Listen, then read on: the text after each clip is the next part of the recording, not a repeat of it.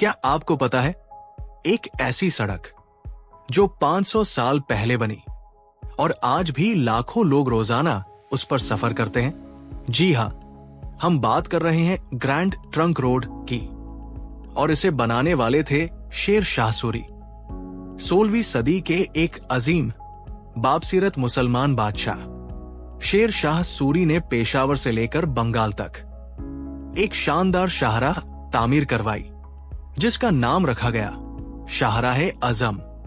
ये करीबन 2500 किलोमीटर तवील थी।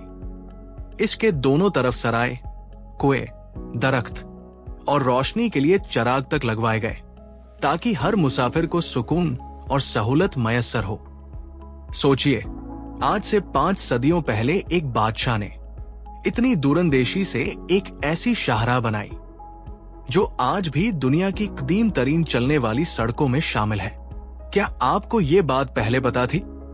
अगर नहीं, तो इस वीडियो को जरूर शेयर करें, ताकि बाकी लोगों को भी अपनी तारीख पर फख्र हो। शेर शाह सूरी सिर्फ बादशाह नहीं, बल्कि सड़कों का मिमार भी था।